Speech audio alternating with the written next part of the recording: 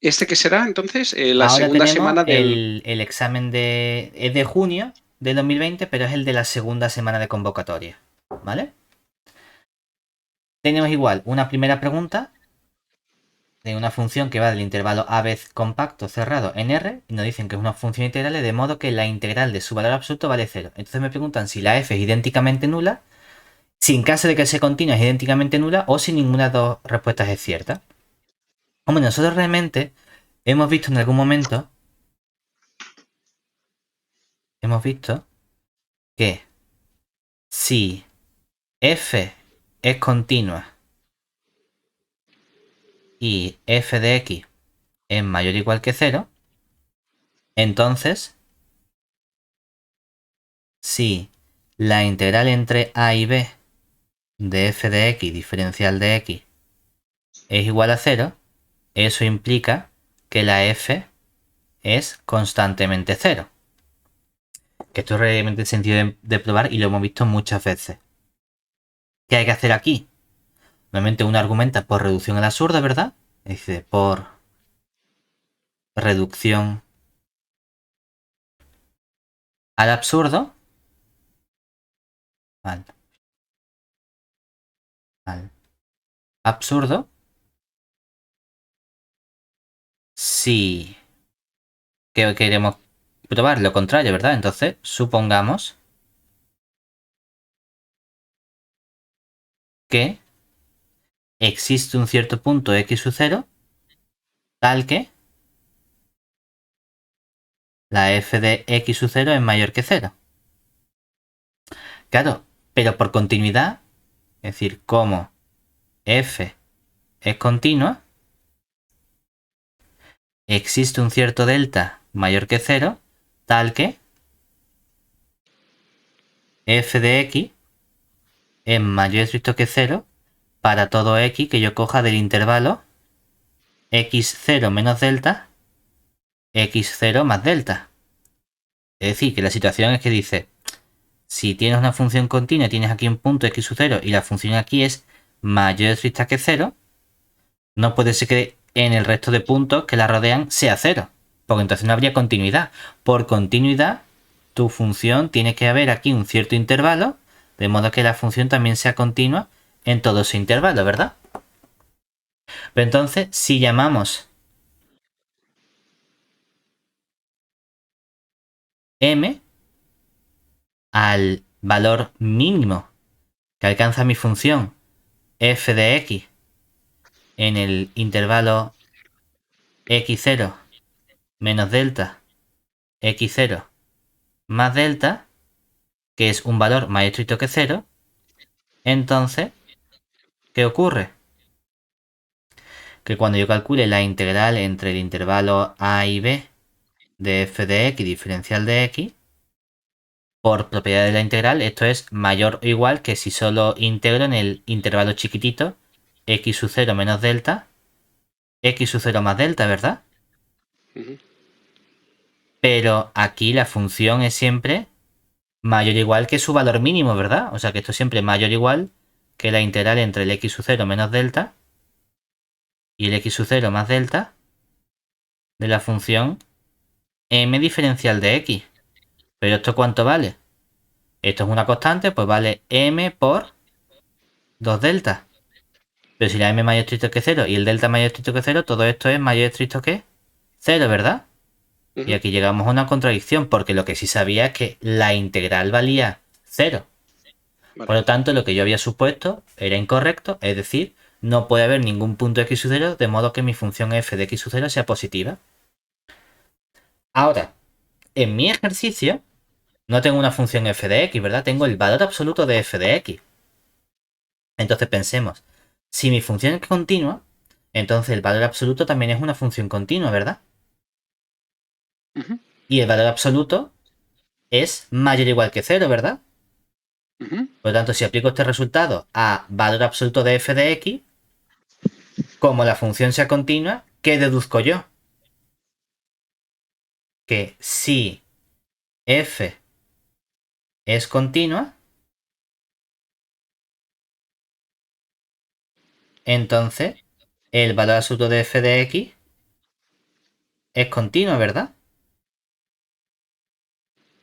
Pero si la integral entre a y b del valor absoluto de f de x diferencial de x es igual a 0, entonces, como el valor absoluto de f de x es algo que siempre es mayor o igual que 0 más continuo, ¿verdad? Entonces, ¿qué acabamos de mostrar? Que si tienes la integral de algo es 0 y la función es continua y mayor o igual que 0, lo que tienes es que el valor absoluto de f de x, como es constantemente 0, ¿verdad? Ujú. Pero esto es lo mismo que decir, me da igual que quite el valor absoluto, que la función f es constantemente 0, ¿verdad? O sea que la respuesta es que si la función es continua, entonces también es idénticamente nula. Necesitamos la condición de continuidad de f. Y que aquí tengas la... y que la función que estás integrando sea mayor o igual que 0. Sí, Porque sí, si sí, la vale, sí, sí. condición de aquí no fuese sobre la integral de la f de x, entonces ya no tiene por qué ser cierto. Vale. No, estoy intentando imaginarme. Yo habría metido la pata, igual habría puesto la primera, que directamente f es idénticamente nula sin haber requerido la condición de continuidad. Em, ¿Sabes lo que digo, no? sí. O sea, lo que tú has demostrado lo entiendo. Que claro, o sea, sí. Entonces estoy intentando. Si f es continua. Bueno, a ver, lo que es impepinable es que esta es correcta, claro. Es que estamos en aquello de que, Claro, hay de que una podría haber correcta, dos hay más de preguntas. una Claro, claro. correcta. Sí, Claro, sí. porque, hombre, porque también puedes encontrar funciones que no sean continuas y, a ver, es que realmente, si f es idénticamente nula, es continua, es un poco una pescadilla que se muerde la cola, ¿sabes? Efectivamente. Vale, bien. Mm, Pero bueno, no tienes razón aquí, o sea, siendo práctico en este examen, aparte de lo que. O sea, lo que tú has demostrado es impepinable. Si f es continua, entonces es idénticamente nula. Si habría alguna otra forma de que también fuese idénticamente nula, pero bueno, si hay solo una pregunta correcta, vamos a por claro, a esta. ver, es que sería un poquito, o sea, sería un poquito extraño porque tú dices, si la función no fuese continua y yo demuestro que la función f es idénticamente nula, entonces la función f como es, también es continua. Por lo También tanto, es continua, claro, sí, sí, sí. realmente es imposible que esto sea cierto sin que la función s sea continua, ¿vale? Es decir, Sí, que la respuesta realmente es que la f es idénticamente nula, pero necesitas exigirle la continuidad. Aunque te dice, es que sí. no es posible encontrar una Vale, función que no sea continua que lo verifique. Es cierto, ¿vale? vale, vale, vale. Venga. Ahora, la pregunta 2. Aquí que nos dicen, nos dan f mayúscula de RR es una primitiva de esta función. ¿Vale? Y me preguntan si mi función f mayúscula tiene un máximo relativo, un mínimo o no, ¿de acuerdo? Una primitiva, aquí han usado la palabra primitiva. Realmente los ingleses utilizan no la palabra primitiva, sino utilizan la palabra antiderivada, Mm, para indicar que lo que significa que f sea una primitiva de f minúscula es, por definición, que cuando tú coges la f mayúscula de x y calculas su derivada, te da la f minúscula de x. Es algo que verifica eso, ¿de acuerdo? Ojo, esto no significa que mi f mayúscula de x tenga que ser la integral entre a y x de f de t diferencial de t. No. Esto no es la definición de que son una primitiva. Esto es un caso particular de modo de conseguir una primitiva, ¿de acuerdo? Pero no mm. significa que la f mayúscula tenga que tener esa expresión. Una primitiva de otra función es una función que al derivarla te da la función que tú tenías inicialmente. Por eso los ingleses llaman a esto antiderivative. Para decir es la antiderivada, ¿vale? Entonces, una vez que tenemos esto, decimos, bueno, pues queremos estudiar si mi f de x tiene un máximo, un mínimo, dos máximos, dos mínimos. Entonces, ¿cómo estudiamos máximo y mínimo de una función? Calculando su derivada, ¿verdad? Entonces, pues, calculamos quién sería la f mayúscula prima de x. Como me han dicho que f mayúscula es una primitiva de esta función, su derivada es esta función. Es x por el arcotangente al cuadrado de x, ¿verdad? Y le digo, impongo que esto sea cero, ¿verdad? Entonces, imponemos que... Epa. Imponemos que f' de x sea igual a 0. Y de aquí que sacamos, si y solo si, la x vale 0, ¿verdad? El único punto en el que se anula esta función. Porque arcotangente al cuadrado es siempre mayor o igual que 0. Luego, solo 0 si cada una de estas funciones es 0. Y la arcotangente bueno, es el 0 también. solo se anula en el 0. Ahora, calculamos la siguiente derivada para estudiar el carácter del punto que hemos obtenido, ¿verdad? Entonces calculamos f segunda de x. ¿Y aquí nos quedaría? Derivada del primero, pues sería arcotangente al cuadrado de x más x por, derivamos esto y me quedaría 2 veces el arcotangente de x por la derivada del arcotangente, que sería 1 partido 1 más x al cuadrado, ¿verdad? El problema es que entonces, cuando evaluamos, ¿cuánto vale f segunda de 0? Arcotangente al cuadrado. 0, ¿no?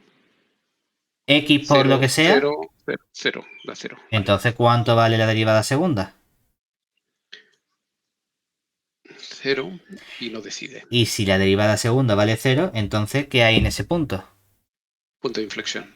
Exactamente. Es decir, que en realidad lo que yo afirmo es que en x igual a 0, la función...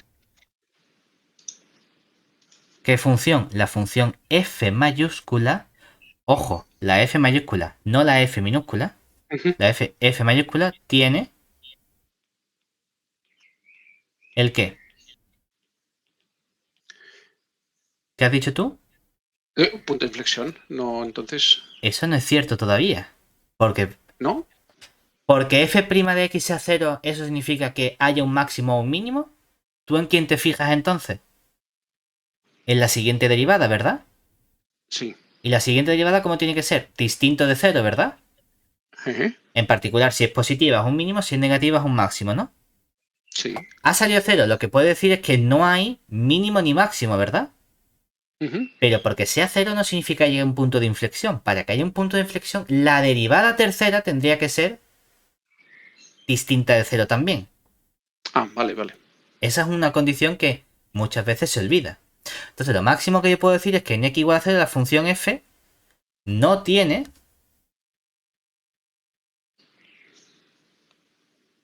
un extremo relativo. ¿De acuerdo? ¿Y eso qué significa? Significa que si no hay extremo relativo, no tiene un máximo, ¿verdad? Ni tiene un mínimo, ni tiene dos mínimos relativos y dos máximos relativos, ¿verdad? Es decir, Vaya. no hay ninguna respuesta correcta. Es decir, en esta pregunta se equivocaron. ¿De acuerdo? No pasa nada, hay algunos... No puede haber aquí, no estaba pensando cuando directamente has ido a que x igual a 0, me he quedado un momento pensando y no acabo de pensar, el arco tangente, déjame que lo digo, no tiene algún... Bueno, que jueguen con el sumarle el pi, vale, pero esto no cuenta, ¿no? No, porque la función arcotangente es esta de aquí. Bueno, tienes toda la razón, claro. Que aquí tienes tu asíntota en el pi medio, en el menos pi medio.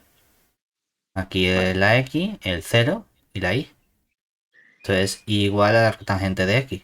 Sí. No, tienes razón. Entonces 0 únicamente se anula en el 0. Por eso sé que no hay más posibles puntos. Lo único que, bueno, que tuvieron un fallo y aquí no hay ni máximo, ni mínimo, ni dos máximos, ni dos mínimos, no hay nada. ¿De acuerdo? Sí, perfecto. No pasa nada. ¿Sabes? Es decir, no es la primera pregunta que tiene un fallo. O sea que no hay problema. Lo único que sepamos cuáles son las cosas que estamos calculando. ¿De acuerdo?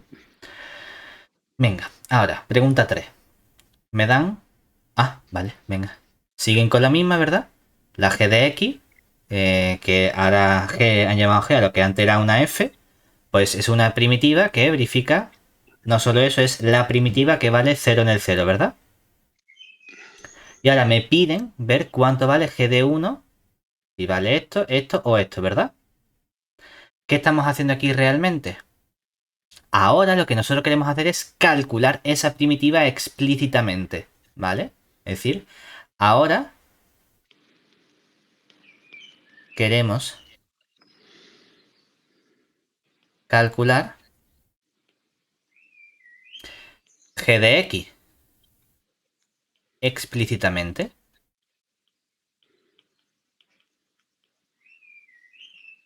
Para lo cual decimos, mira, yo voy a coger y voy a calcular la integral de la f de x diferencial de x, la integral indefinida. Que esto sería la integral de x por el arco tangente al cuadrado de x diferencial de x. Oye, es que yo no veo claro cómo calcular la integral del arco tangente. Bueno, pues vamos a derivarla, ¿verdad? Cogemos u, hacemos integración por parte y digo, u va a ser el arco tangente de x diferencial, arco tangente al cuadrado diferencial, no. Y ahora derivo, exactamente. Y cuando derivo, ya nos queda entonces que el diferencial de u va a ser dos veces el arco tangente de x, todo eso dividido entre la derivada que sería 1 más x cuadrado diferencial de x. Aquí tengo un diferencial de v Diferencial de u. que sería el diferencial de x y entonces íntegra nos queda v igual a x, ¿vale? De este modo que conseguimos que nos queda aquí la integral, perdón, no. Aquí el diferencial de v es lo que no he cogido, que era esta x. Pues nos queda que diferencial de v es x diferencial de x y por lo tanto la v es igual a x al cuadrado partido por 2. Ahora sí, ¿vale? ¿Hasta ahí todo bien? Sí. Entonces nos queda que la fórmula sería pues u por v, ¿verdad? Es decir, x cuadrado partido por 2 por el arco tangente al cuadrado del x menos v diferencial de u. Aquí el 2 con este 2 se me simplifica y nos queda la integral de x al cuadrado entre 1 más x cuadrado por arco tangente de x diferencial de x, ¿vale? Entonces vamos a fijarnos en esta última integral por separado. Es decir, estudiamos por separado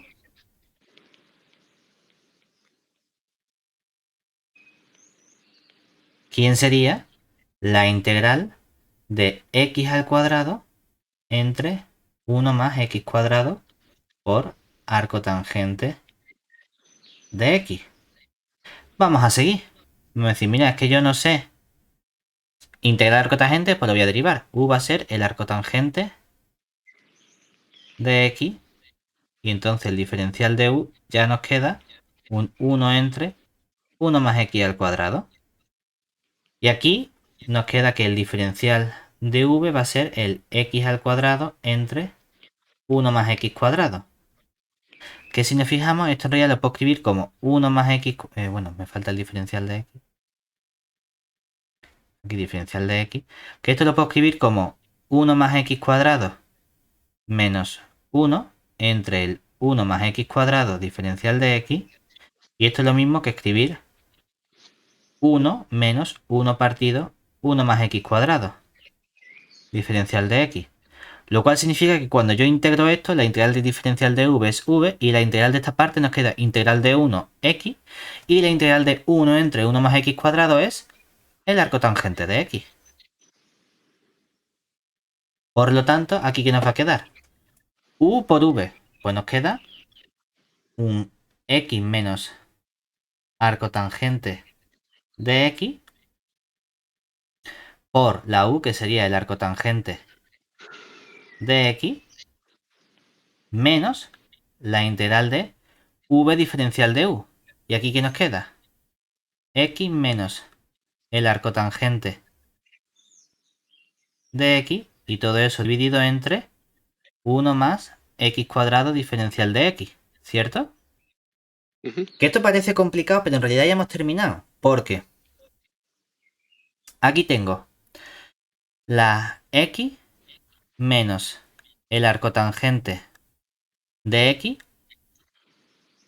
por el arco tangente de x. Y aquí si nos fijamos tengo una x y tengo 1 más x cuadrado. Arriba tengo casi la derivada de lo que abajo, ¿verdad? ¿Qué me falta? Un 2, ¿no? Pues esto sería menos un medio ¿de quién? Del logaritmo Del de logaritmo. 1 más 1 x más x cuadrado. cuadrado.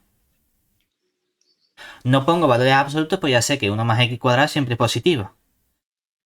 Y ahora menos con menos se convierte en más y aquí aparece arco tangente y abajo 1 más x cuadrado. Pues no resulta que 1 más x cuadrado es la derivada del arco tangente. O sea que esto no es otra cosa que más el arco tangente al Al cuadrado. cuadrado de x. Y ya una vez que terminamos me queda más una constante c, ¿verdad? Es decir, nosotros que hemos obtenido que nuestra función g de x, ¿quién es realmente? Es esta función que era x cuadrado entre 2, que multiplica al arco tangente al cuadrado de x. Luego le restamos, ojo, esta función, o sea que le resto todo esto, sería menos x menos arco tangente, que multiplica a este arco tangente. Y ahora resto este un medio se convierte en más un medio del logaritmo de 1 más x cuadrado menos el arco tangente al cuadrado de x. Y que pongas menos c o más c, da igual, vamos a poner menos c por, bueno, por no cambiar la letra, ¿vale? Hombre, de aquí que sabemos, independientemente de que yo calcule la constante c, porque dice, es que como g de c vale 0, ¿verdad? Uno que saca de aquí, que g de 0 es x cuadrado partido por 2, arco tangente, esto sería 0 menos 0 más logaritmo de 1, que sería 0, menos arco tangente de 0, 0. Entonces, realmente aquí lo que sacamos es que de esta condición de que g de 0 valga 0, haciendo las cuentas de forma rápida, sacamos en realidad que la c vale 0 también. Entonces, bueno, podía quitarla, ¿no? Vale. Pero ya finalmente, ¿qué nos sale entonces el valor de g de 1?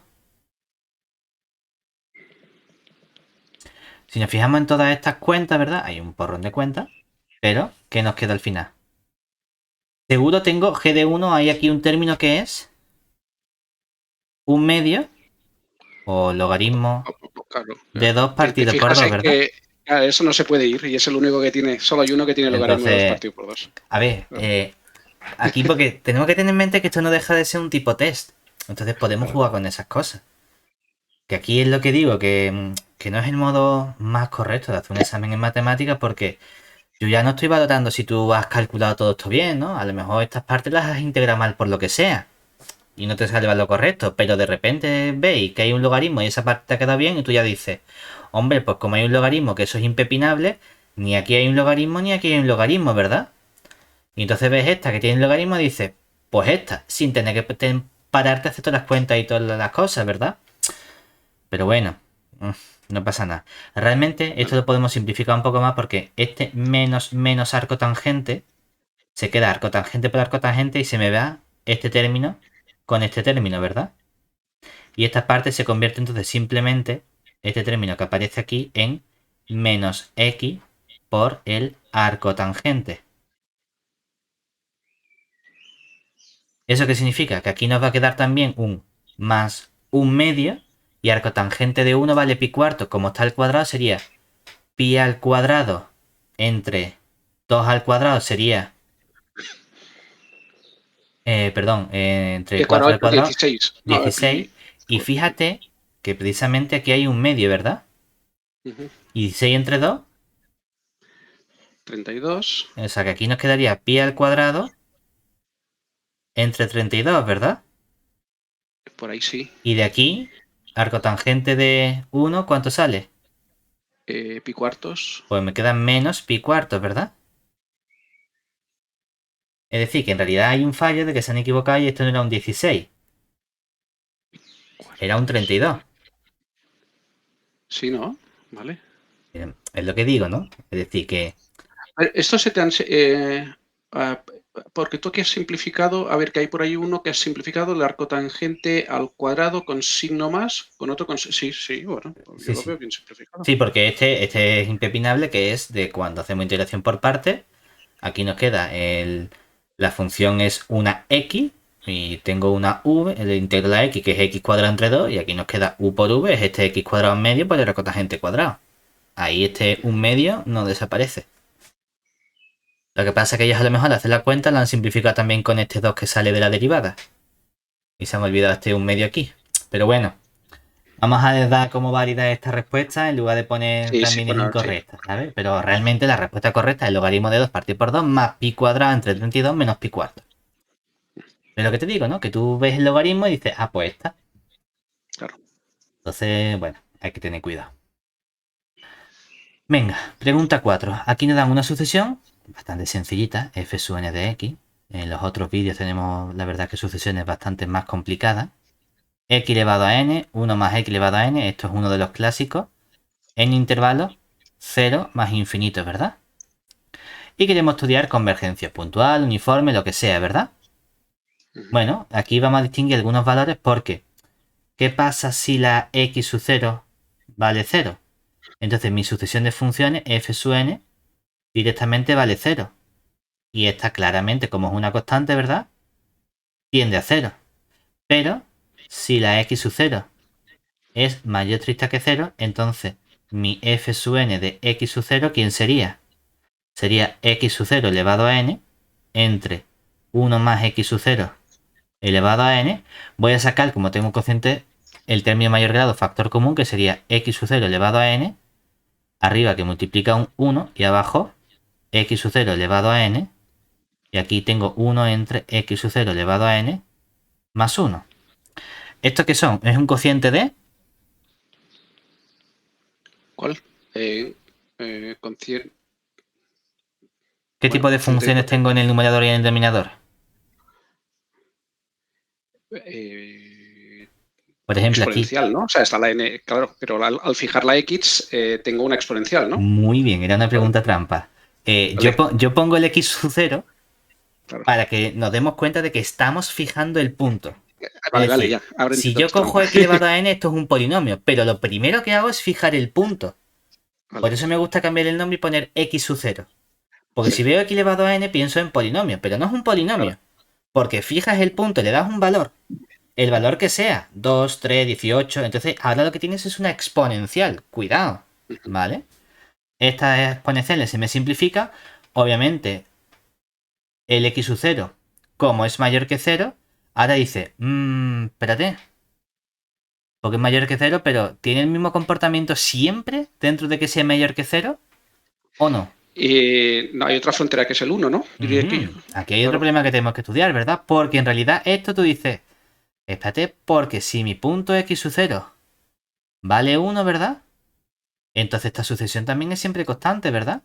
Nos queda 1 entre 1 más 1, que sería un medio, ¿no? Y el límite de un medio, ¿cuánto vale? Medio. Un medio. Pero si la x sub 0 yo la cojo entre 0 y 1, entonces un número elevado a n, ¿a qué tiende? A 0. Cero. O Cero. sea que sería 1 entre 0, si lo quieres ver, es infinito. Infinito más 1 es infinito. 1 entre infinito, 0, ¿verdad? O directamente de la inicial, esto tiende a 0 y esto a 1 más 0, pues 0 entre 1, 0 también, ¿verdad? Y ahora sí, si la x sub 0 ya es mayor o estricta que 1, esto tiende a infinito. 1 entre infinito, 0. 0 más 1, 1. Y 1 entre 1, 1. ¿Eso qué significa? Que entonces mi sucesión f sub n converge a f puntualmente en 0 cerrado más infinito, siendo, ¿quién es mi función f de x? Pues resulta que mi función es 0 si la x está en el intervalo tanto en el abierto como en el cerrado en el 0, ¿verdad? Vale si la x toma el valor 1, la constante 1/2, y si la x toma el valor mayor que 1, es decir, el intervalo 1 abierto hasta el más infinito, el valor 1, ¿de acuerdo? Hombre, hay convergencia puntual, ¿verdad? Pero ¿converge puntualmente a una función continua? No.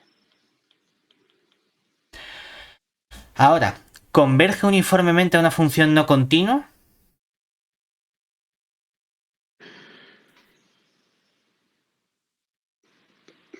¿Lo podemos saber aquí o tenemos que hacer algo más? Tenemos que hacerlo del supremo. Hay un resultado, hombre, aquí tenemos que pensar, ¿no? Es decir, uno dice, tengo convergencia puntual, ¿puedo tener convergencia uniforme? Pero tenemos que pensar en que nosotros sabemos ciertos resultados de que la convergencia uniforme transfiere propiedades buenas. Y nosotros sabemos que si las f sub n son continuas, vale, y la f sub n converge a la f uniformemente, entonces la f es continua, ¿verdad?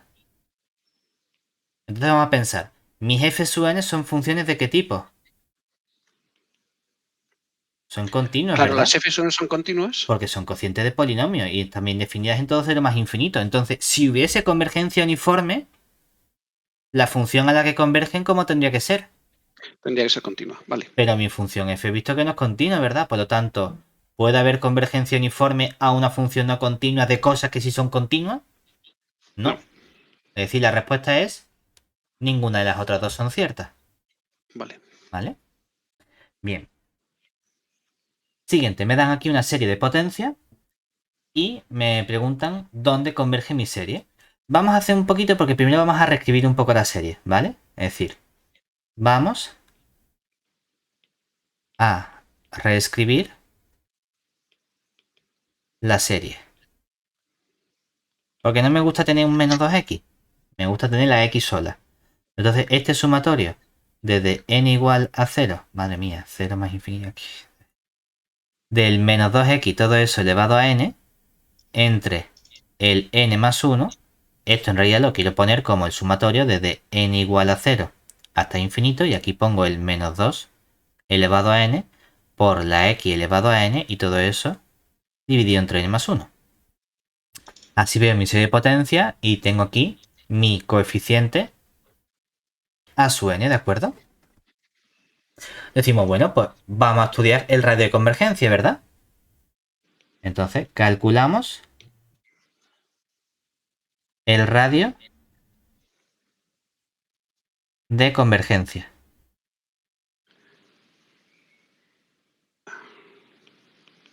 que nos quedaría que 1 partido por r es el límite superior cuando la n tiende a más infinito de la raíz enésima del valor absoluto de a sub n, que esto que nos queda el límite superior cuando la n tiende a infinito de la raíz enésima, y aquí nos queda el valor absoluto de menos 2 elevado a n entre n más 1. Claro, esto en realidad, ¿qué nos queda? Nos queda simplemente la raíz enésima de 2 elevado a n partido n más 1. Pero esta sucesión tiene límite ya. Entonces no hace falta que escriba límite superior, sino que puedo poner simplemente límite. Oye, que si tú por lo que sea quieres escribir todo el rato límite superior, para no meter, no estoy seguro, lo pones siempre y no pasa nada, ¿vale? Entonces Lo aquí... que si no tuviera límite, esto será un lío, ¿no? Porque aquello de los límites superiores yo ya no me acuerdo. Sí y no. O sea, Cuando estudiamos los límites superiores, sí es verdad que me ponían ejercicios un poco más complicados. Pero aquí las cosas que te pueden poner son cosas sencillitas. Rollo, pues te pongo un menos 1 elevado a n vale, más vale. un 2 entre n, ¿vale? Y tú dices, el límite superior en verdad que, bueno, claro, es hacer que la n sea 2n, ¿no? O Claro, 2k, vale, y ya dice, entiendo. bueno, en realidad el límite superior es el límite de 1 más 3 partido por n, vale, bueno. Que dentro de lo que cabe te van a poner cosas muy sencillitas.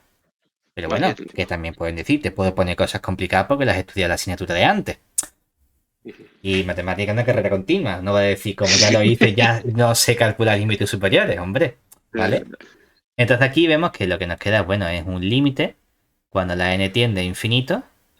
La raíz enésima de 2 elevado a n simplemente 2. Y aquí nos queda la raíz enésima de n más 1.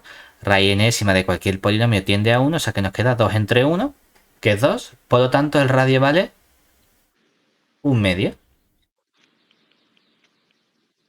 Entonces, ¿qué sabemos? Que seguro hay convergencia en mi intervalo de convergencia, que sería centro menos radio, centro más radio. ¿Vale? Y en los extremos, vamos a ver qué pasa, ¿verdad? Vemos los extremos. Y decimos, bueno, pues vamos a ver primero qué pasaría si la x vale 1/2. Entonces nos queda el sumatorio de ¿quién? Desde n igual a 0 hasta infinito de aquí que tendríamos. Realmente esto es un menos 1 elevado a n, ¿verdad? Este 2 elevado a n con el 1/2 elevado a n se nos va a simplificar, ¿verdad? Aquí me queda el n más 1. Esto fuera, fuera. Y aquí que nos queda sumatorio desde n igual a 0 hasta infinito de menos 1 elevado a n partido n más 1, ¿cierto? Que esta sabemos ya que es convergente. Una serie alternada, criterio de Leibniz, nos queda 1 entre 1, más n más 1, que tiende a 0, y además 1 entre n más 1 es una sucesión decreciente. Por lo tanto, puedo aplicar el criterio de convergencia de Leibniz y me dice que la serie correspondiente converge. Sin embargo, cuando estudiamos en el punto x igual a menos 1/2, la serie que nos queda ahora, ¿qué sería? N igual a 0 hasta infinito. Es verdad que el 2 elevado a n se me simplifica con este 2 elevado a n, pero en realidad aquí lo que tengo es un menos 2 elevado a n, o sea que se me va también el signo menos. Y aquí nos queda el sumatorio de 1 partido n más 1, ¿verdad? Que sabemos que no converge. Que sabemos que vale más infinito porque está la serie armónica. O sea que aquí no hay convergencia. Por lo tanto, ¿dónde hay convergencia? Sí hay convergencia en el extremo 1/2, pero no en el extremo abierto. Por lo tanto, la respuesta correcta sería en este caso esta de aquí. La serie converge en menos 1/2 o 1/2. Ya directamente, al haber calculado yo este intervalo de convergencia, puedo decir que esto no puede ser cierto, porque en el menos 1, fuera del compacto del intervalo de convergencia, no hay convergencia. ¿De acuerdo? Entonces ya automáticamente puedo decir, mira, en el menos 1 o en el menos 3, entre menos 3 cuartos, por ejemplo, o en el 3 cuartos, que está entre 1/2 y 1, ahí no hay convergencia, ¿vale? La única pregunta que me falta a mí por responder es qué pasa en los extremos de mi intervalo de convergencia. Y hemos visto que en uno sí y en el otro no, ¿vale? Venga, pregunta número 6. Ahora, me dan la misma serie que teníamos antes, ¿de acuerdo? Y me piden que trate de sea la serie en un punto x distinto de 0 donde converja. La serie vale, pues queremos ver cuánto vale. Si aquí e elevado a menos 2x, y aquí parece que sale un poquito... sí, no se ve lo que hay aquí. Sí, aquí. Es que la tenía... Vale, espérate. Este por aquí, este por aquí. Sí, exactamente. Vale. Lo había ajustado y no lo había ajustado Bueno, bien. claro, que estás haciéndolo Sí. para que no veas las Para respuestas. que no se vea la respuesta. Decimos, venga, queremos tratar de sumar esta serie, ¿verdad? Nosotros ya sabemos, obviamente, fuera del 0, ¿por qué? Porque en el punto 0, esto es 0 elevado a n, que es 0, y la serie suma 0, ¿verdad? Eso ya lo sabemos. Ahora, fuera del 0, ¿qué tipo de serie tenemos? Vamos a pensar en las series que conocemos, las series que debemos conocer, ¿verdad? Sabemos que e elevado a x es el sumatorio desde n igual a 0 hasta infinito de x elevado a n partido n factorial, ¿verdad? Y nosotros sabemos también que 1 partido 1 menos x, si el valor absoluto de x es menor que 1, ¿verdad? ¿Esta qué serie es? El sumatorio de n igual a 0 hasta infinito de x elevado a n, ¿verdad? ¿Qué más podemos conocer?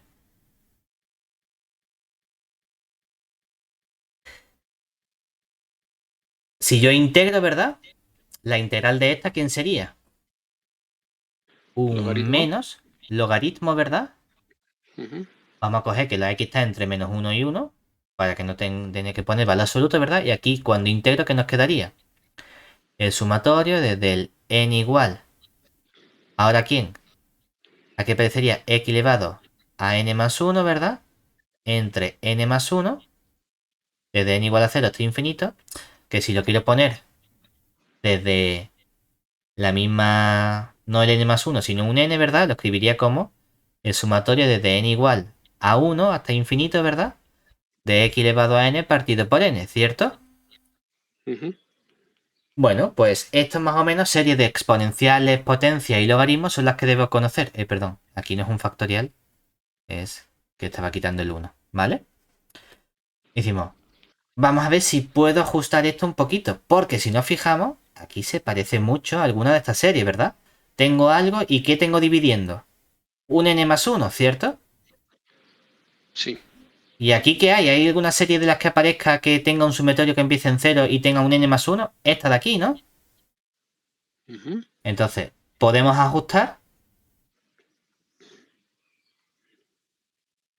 y decir, mira, si yo quiero tener esta serie, voy a ajustarla a una de este tipo, ¿verdad?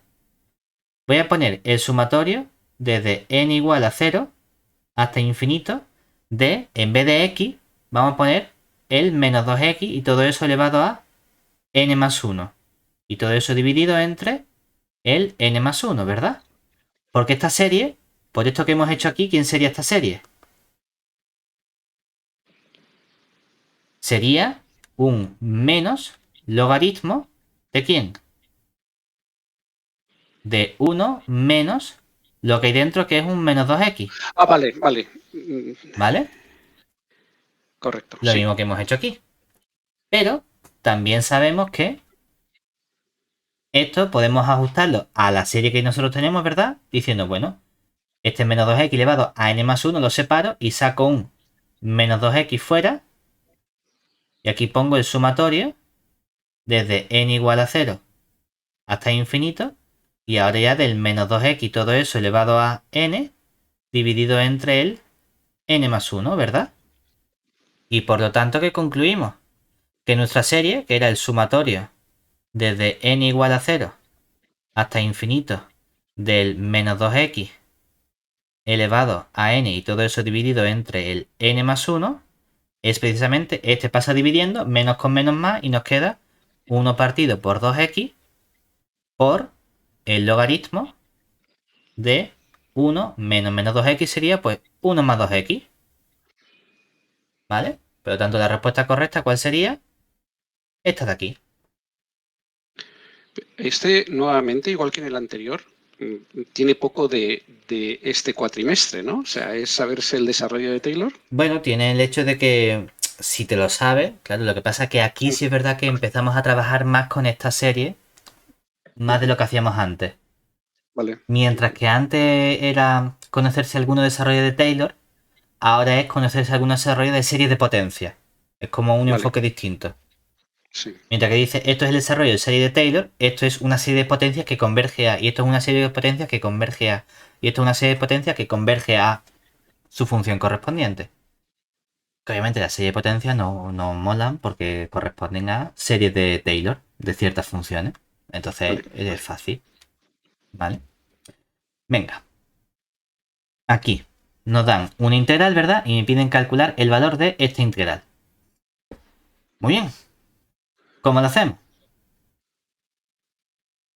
Esta integral es relativamente sencilla porque tiene su cambio guay.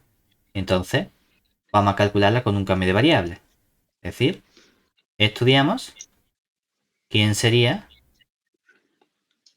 como que esta es una típica que te pueden poner en bachillerato, lo único que hay que hacer más cuentas porque tienes aquí este x cuadrado, pero mi j que es la integral entre 0 y 3 de x al cuadrado que multiplica a la raíz de 9 menos x cuadrado diferencial de x, el cambio que yo quiero intentar hacer, o que el cambio que debo hacer es x igual a, si nos fijamos, me gustaría tener 1 menos x cuadrado. Pensando en que esta x la quiero cambiar por una función trigonométrica. Ah, Porque yo sé que seno al cuadrado de alfa más coseno al cuadrado de alfa, ¿cuánto vale eso? Siempre. 1. Entonces, si esto no fuese una x, fuese una función trigonométrica, ¿verdad? Por ejemplo, 1 Bueno, menos seno al cuadrado de alfa, ¿eso quién sería? claro. Sería Coseno cuadrado. el coseno al cuadrado de alfa. ¿De acuerdo? Y entonces, Sí. como tengo una raíz, se me iría con el cuadrado, ¿verdad? Pues vamos a hacer el Ujú. cambio. Es que hay un 9. Bueno, pues ponle un 3 Bueno, delante a tu 3. seno. Vale. Entonces aquí el diferencial de x se convierte en 3 veces el coseno de t, diferencial de t. Además, si la x vale 0, entonces ¿cuánto vale la t? ¿Dónde vale el seno 0? En t igual a 0. Y si la x vale 3, ¿eso qué significa? Que el seno de t vale 3 entre 3, 1. ¿Dónde vale el seno 1? En pi medio. ¿De acuerdo? Y entonces tenemos que esto se convierte en la integral entre 0 y pi medio. ¿De quién? Aquí nos quedaría x al cuadrado, que sería 9 veces el seno al cuadrado de t. Aquí nos queda la raíz cuadrada del 9 menos 9 veces seno al cuadrado de t, que todo esto lo hemos hecho únicamente para que nos quede raíz de 9, que sería un 3, por el 1 menos seno al cuadrado, que es el coseno al cuadrado, la raíz, que es el coseno de t, y aquí multiplicado por el diferencial de x, que es 3 veces el coseno de t diferencial de t. O sea que todo esto al final nos queda 3 por 3, 9. Aquí nos sale un 81. La integral entre 0 y pi medio de seno al cuadrado de t, coseno al cuadrado de t, diferencial de t. Y hombre, aunque tú no sepas calcular esta integral, ¿verdad? En un tipo t, ¿a qué pregunta te va si tienes un 81? Aparecen pis. O tú te vayas a decir, la respuesta correcta es Sí. 81 pi partido por 16, seamos sinceros. Entonces, por eso digo Sí. que realmente lo guay de esta integral es saber calcular esto. Porque esta integral no es tan sencilla de calcular. Y en un tipo T se pierde eso. ¿Cuál es el truco sencillo para calcular esto? Escribirlo como el seno del ángulo doble. Y decir, Vale. esto lo voy a escribir yo como, si tuviese aquí un 4, ¿verdad? Sería el seno de 2t, todo eso al cuadrado, ¿verdad? Para eso divido entre 4. Y de este modo nos queda aquí un 81 cuartos de la integral entre 0 y pi medio del seno al cuadrado de 2t diferencial de t, ¿vale? No solo eso, ahora tengo un seno al cuadrado, que esto lo puedo integrar por parte dos veces como una cíclica, o puedo acordarme de un cambio guay que era 1 menos el coseno del ángulo doble, que es 4t en este caso, dividido entre 2. Y en ese caso, ¿aquí qué nos va a quedar? 81 partido 4 entre 2, 8. Y nos queda la integral entre 0 y pi medio de 1 menos el coseno de 4t, diferencial de t. ¿Que esto va a salir cuánto? Por un Al lado, seno cuadrado es directamente, vale, no es un cambio, bueno, es una identidad trigonométrica, vale. viene de decir, si yo conozco que seno cuadrado más coseno cuadrado es igual a 1 y Sí, conozco que el coseno del ángulo doble es el coseno al cuadrado menos el seno al cuadrado, si yo resto ambas ecuaciones, 1 menos coseno sería coseno menos coseno se me va, seno menos menos seno sería 2 veces seno al cuadrado. Pues seno al cuadrado es 1 menos coseno de 2 alfa dividido entre 2. Como en este caso el ángulo alfa era 2t, aquí sale un 4t. Y cuando integro 1 menos coseno de t, esto ya me gusta porque la integral de 1 es t y la integral del coseno de t nos queda menos seno de 4t, todo eso dividido entre 4 y evaluado entre t igual a 0 y t igual a pi medio. Que en realidad en el 0 seno de 0 vale 0, ¿verdad? Y en el pi medio seno de 4 pi medio sería seno de 2pi y el seno de pi también vale 0. La t en 0 vale 0, o sea que eso nos queda el valor t en pi medio. Y en pi medio nos quedaría 81 por el pi medio, y el medio es con el 8, nos queda 16. Por eso la respuesta correcta es precisamente este 81 pi partido por 16. ¿Vale? Muy bien. Venga, pregunta número 8. Me dan una función y ahora queremos pensar en las cosas que hemos hecho antes, ¿verdad? Porque a lo mejor en el del seno cuadrado que hicimos en el primer examen, en el de mayo, de la primera semana, no se nos ocurre acotar. Pero ahora, si veo un ejercicio de tienes una función integral de Riemann que no conoces y me piden este límite, yo diría, esto me suena a que quiero intentar acotar la parte para que me quede la f de x, ¿verdad? Entonces, ¿sabemos qué? ¿Yo qué tengo? Tengo que el seno elevado a 6 de x es como menor o igual que 1, ¿verdad? Y mayor o igual que 0. Pero es que entonces, cuando le sumo n, n es menor o igual que el seno elevado a 6 de x, que es menor, perdón, más n, que es menor o igual que 1 más n. Y cuando tomo inverso, aquí nos queda entonces que 1 partido 1 más n, que a mi desigualdad es menor o igual que 1 partido el seno elevado a 6 de x más n, menor o igual que 1 partido por n. Si solo sí, ahora multiplico todo por el logaritmo de n más 1 y aquí nos queda logaritmo de n más 1 partido por el 1 más n, menor o igual que aquí tendríamos el logaritmo de n más 1 dividido entre el seno elevado a 6 de x más n, menor o igual, y aquí tendría el logaritmo de n más 1 y todo eso dividido entre el seno elevado a 6 de x más n. ¿De acuerdo? Entonces, independientemente del signo que tenga la f, ¿vale? En lugar de multiplicar todo por f, vamos a hacerlo al revés. Vamos a coger esta expresión. ¿Por qué?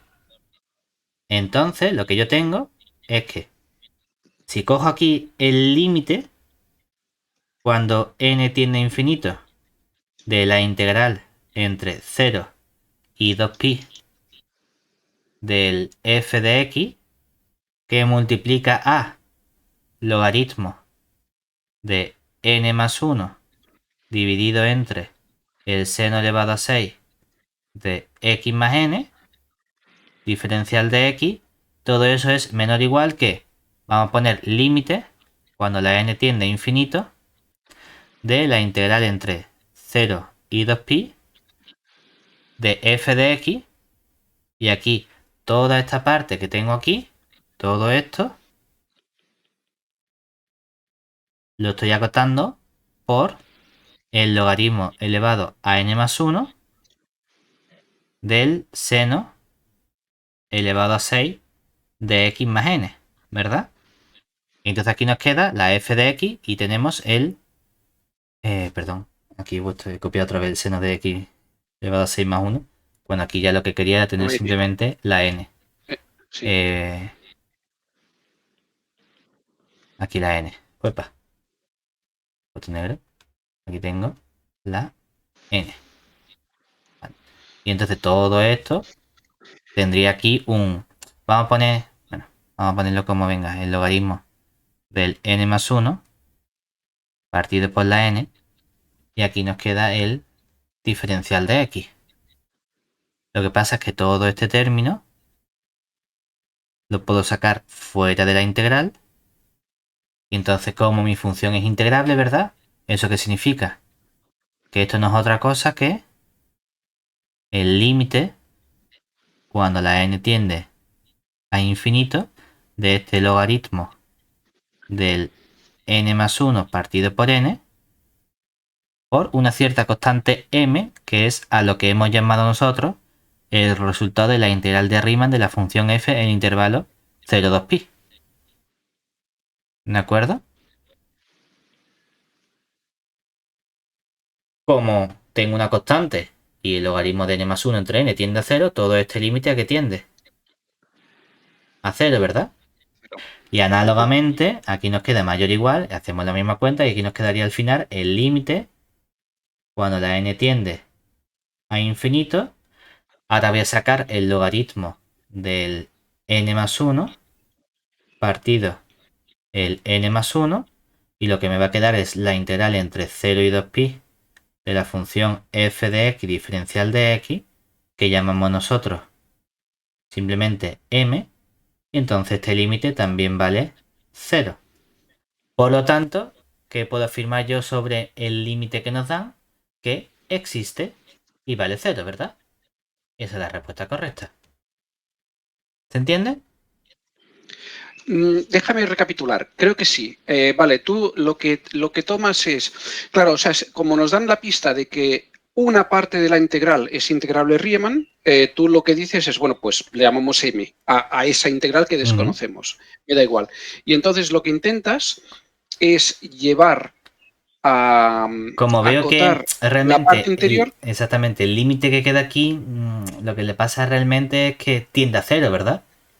Mm, Entonces, hombre, que también podéis decir, trabaja con esto como una sucesión de funciones, y entonces, si la convergencia fuese uniforme, podrías intercambiar el límite con integral.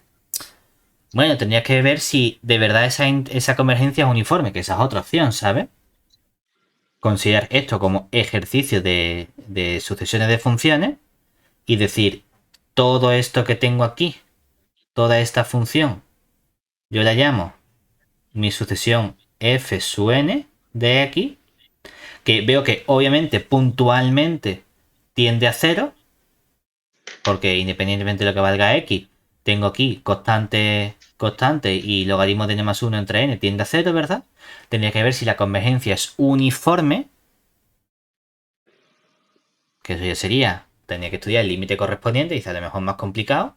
Y si es uniforme, puedo intercambiar límite con integral, pues otra opción.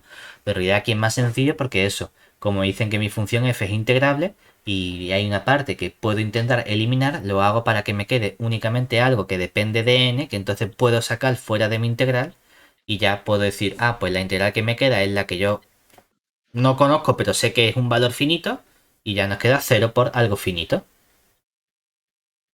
¿De vale. acuerdo? En el anterior también había lo mismo, ¿no? Sí, pero era un seno En el- cuadrado y no estaba este vale, logaritmo de n más 1. vale, sí. Ok. Era seno cuadrado más n. Y aquí han puesto un logaritmo que en realidad el logaritmo no estorba. Es únicamente para que diga, bueno, pues el logaritmo de n más 1 entre n sigue ganando la potencia n. Vale, pues ya Vale, está. Pero que es la ok. misma idea. ¿Vale? De acuerdo. Venga, pregunta 9. Integral impropia. Me da la integral impropia de 1 entre 1 infinito de seno de x partido x elevado a p. ¿Vale? Esta integral tiene un poquito de truco. Y el truco para estudiar esta integral es que la tengo el problema del infinito, ¿verdad? Entonces decimos, bueno, queremos estudiar cuándo esta integral es convergente, ¿cierto? Y uno Ujú. podría pensar, bueno, es que yo, ¿qué conozco? Nosotros sabemos que la integral entre 1 y más infinito de 1 partido x elevado a p diferencial de x converge si p es mayor que 1, ¿verdad? Entonces podríamos tratar de comparar esta integral con esta, ¿verdad? El problema es que si yo comparo, el límite que me queda, ¿cuál es? El límite de seno de x. ¿Y ese límite qué le pasa? Que no existe. Entonces, No eso no me existe. daría información suficiente. Como no tengo información suficiente, vamos a jugar un poco con esta integral. Entonces, observemos que si yo cojo mi integral y, que es la integral entre 1 y más infinito, del seno de x partido x elevado a p, diferencial de x, y digo, bueno, primero vamos a escribirlo como una integral impropia, es decir, como el límite, cuando la b tiende a más infinito, de la integral entre 1 y b, para ser súper formales hoy, del seno de x partido x elevado a b, diferencial de x. Lo que vamos a hacer integración por partes. Voy a coger la u como el seno de x, entonces el diferencial de u sería el coseno de x diferencial de x, Y el diferencial de v va a ser mi función 1 partido x elevado a p, diferencial de x, que cuando la integre nos queda v igual a... ¿Qué nos quedaría? Esto es una potencia que es x elevado a menos p, entonces me va a quedar x elevado a menos p más 1, que ¿quién sería? En ese caso. En ese caso nos quedaría un 1 partido x elevado a menos p más 1. ¿Pero eso qué está Menos p más haciendo? 1. Eso está haciendo que a lo que está elevado a p sea más chico, ¿verdad? Bueno, pues si lo pongo dividiendo, sería un x elevado a p menos 1, ¿vale? P Y eso menos no nos 1, sí. gusta porque entonces estoy disminuyendo este valor de p donde hay convergencia, ¿verdad? Entonces vamos a hacer lo contrario. Porque realmente tengo una regla, que es la regla de Alpes a la hora de integrar por partes, ¿verdad? ¿Qué nos está diciendo?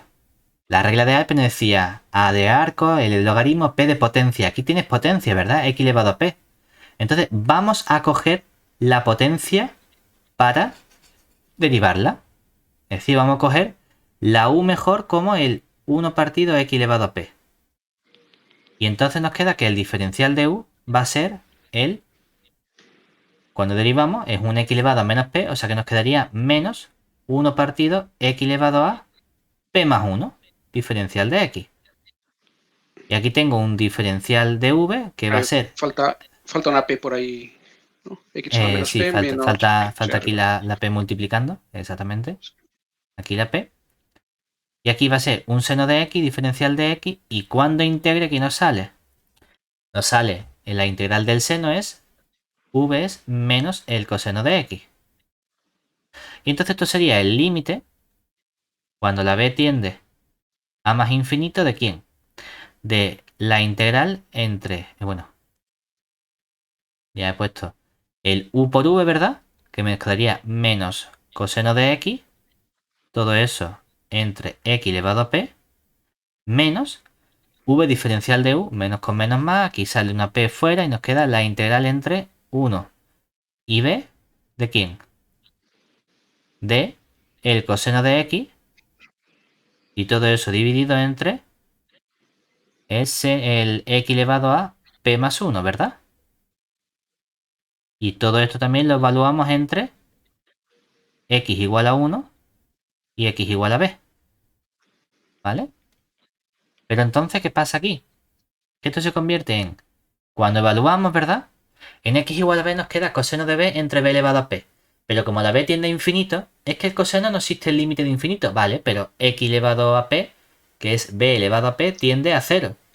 Acotada entre 0 tiende a 0. Pues restamos, con este menos se convierte en más, lo que vale en x igual a 1, que sería 1 elevado a p es 1, pues el coseno de 1, ¿verdad? O sea que esto vale el límite, o bueno, realmente puedo sacar el valor fuera del límite, sería coseno de 1 menos p veces el límite cuando la b tiende a infinito, ¿de quién? De esta integral, que es la integral entre 1 y b del coseno de x entre x elevado a p más 1, ¿verdad? O lo que es lo mismo, con la notación de integral impropia, esto es otra cosa que el coseno de 1 menos p veces la integral impropia entre 1 y más infinito del coseno de x, y todo eso dividido entre x elevado a p más 1, diferencial de x, ¿verdad? Pero ahora, ¿qué pasa? Ahora resulta que tengo aquí un x elevado a p más 1, ¿verdad? Entonces sí que puedo comparar ahora con esta integral que tengo aquí. Porque ahora, cuando yo cojo y calculo el límite cuando la x tiende a más infinito de la función que quiero estudiar, que sería este coseno de x entre x elevado a p más 1, y lo divido entre la función cuyo comportamiento que conozco, que es x elevado a p, ¿esto que nos queda? El límite cuando la x tiende a más infinito de aquí un coseno de x y dividiendo entre x, ¿verdad? Y lo importante es que ahora, ¿esto a qué tiende? Esto tiende a cero. A cero, ¿verdad? ¿Y eso qué significa? Que como la integral con la que yo he comparado converge y el límite salió cero, eso significa que la integral que yo estaba estudiando también converge. Por lo tanto, esta integral que tenemos aquí, ¿qué le pasa? Que resulta que es siempre convergente. ¿Y esto por qué no lo podías hacer desde el principio, Pablo? No lo O podías sea, hacer porque, me refiero, porque cuando yo comparaba aquí con la integral en principio, con mi seno de x entre x elevado a p, me quedaba el Ujú. límite del seno, ¿verdad? Ah, vale, ya entiendo. Pero Sí, ese sí, límite no existe, entonces el criterio no te dice nada. El criterio te dice, claro. si el límite va de cero, con lo que tú has comparado convergente, la tuya también era convergente. Si sale un número que es mayor que cero pero no es infinito, las dos convergen o divergen. Y si te sale infinito, si con la que has comparado es divergente, la que tú tienes estudiando también es divergente. Pero, ¿y si no sale el límite? Pues dices, pues no sé, Vale, pues lo vale. tienes que Sí, sí. arreglar para poder obtener información. ¿Sabes? Que el teorema te da unas condiciones. Es decir, si pasa esto, entonces. Y si no pasa, dices, pues yo qué sé, no sabemos. Bien. Por eso lo hemos tenido que ajustar un poquito para poder comparar con esta función. Y esto es muy típico de esta. ¿Vale? ¿Se entiende? Sí. Venga, vamos entonces ahora a una muy parecida, que es la que nos dan en la pregunta 10, que nos dicen, ahora vamos a coger el seno de x entre x. Es decir, básicamente nos están dando la misma, porque te están dando ya este límite, ¿de acuerdo? Pero te lo están dando escrito en forma de límite, no como la integral impropia entre 1 y más infinito del seno de x partido por x. Entonces vamos a fijarnos en la integral que tenemos aquí, ¿vale? Es decir, estudiamos por separado quién sería la integral entre 1 y a del seno de x partido por x. Por ejemplo, aquí, ¿qué fallo tendría? Que si yo cojo el 1 partido por x, aparte de que el límite falla, ¿verdad? La función 1 partido por x no es convergente, entonces tampoco me vale. Decimos, bueno, pues vamos a hacer el mismo cambio para aumentar la potencia que tiene aquí la x. Es decir, vamos a coger la u como el 1 partido por x diferencial, perdón, siempre quiero poner esto junto. Y entonces el diferencial de u va a ser el menos 1 partido x al cuadrado diferencial de x. Y voy a coger el diferencial de v como el seno de x diferencial de x, es decir, la v es menos el coseno de x. De este modo consigo que esto nos queda u por v, es decir, menos coseno de x partido por x, todo eso evaluado entre x igual a 1 y x igual a a, menos este por este nos queda la integral entre 1 y a de el coseno de x partido el coseno al cuadrado de x diferencial de x.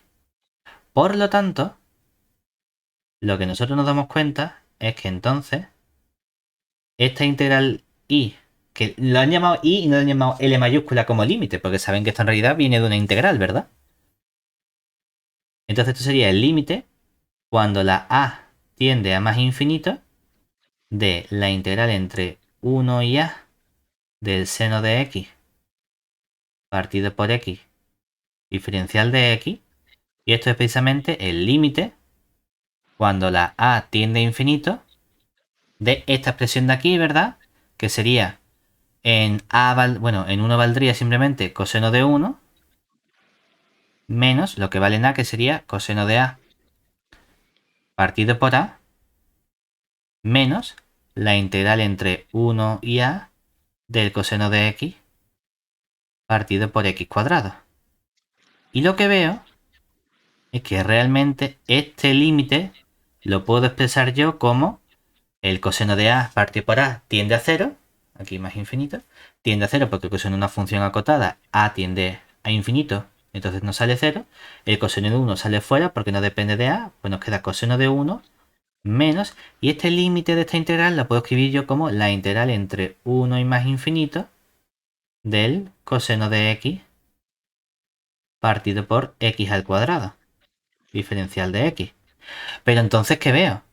Que si yo me fijo en esa función y cojo la integral, por ejemplo, entre 1 más infinito de 1 partido algo que sea un poquito más grande que 1, porque yo sé que el x elevado a p converge cuando la p es mayor que 1, pero que no sea tan grande como x al cuadrado, porque si cojo x al cuadrado me queda el coseno y entonces el límite no existe. Pues por ejemplo ahí entre media puedo coger el 3 medio, ¿verdad? Y yo sé que esta integral es convergente. Y también sé cuando estudio el límite, que el límite cuando la x tiende a más infinito de la función que yo no conozco, que es el coseno de x, partido x al cuadrado, entre el 1 partido x elevado a 3 medios, aquí que nos queda el límite cuando la x tiende a más infinito del coseno de x y todo eso dividido entre x elevado a un medio. Pero este límite resulta que vale 0. Por lo tanto, de estas dos cosas lo que yo deduzco es que la integral entre 1 y más infinito de el coseno de x dividido entre x al cuadrado, diferencial de x, esta es convergente. ¿Eso qué significa? Significa que esto es una cantidad menor que infinito. Que este límite, el límite correspondiente, existe y es finito, ¿verdad? Por lo tanto, esto sale menor que más infinito, ¿de acuerdo? Es decir, la respuesta correcta es que este límite existe y es finito. ¿Se entiende? No avances, un momento, que me queda un pelín Sí, sí. atrasado. A ver. Vale, tú aquí haces, ese es el truquillo de siempre, que haces una comparación con algo, Y yo vale, conozco. tienen que ser comparables y te tiene que quedar una X abajo para que con la acotada que es el coseno, el límite te Exactamente. dé 0. Con lo cual, si la que tú has escogido converge, puedes asegurar que con el coseno va a converger. Exactamente. Una más infinito. Vaya, que esto es lo mismo que habíamos hecho antes, pero en lugar de en el caso x elevado a p, es para x igual a 1. Entonces también lo hemos podido ajustar un poquito más. ¿De acuerdo? Perfecto.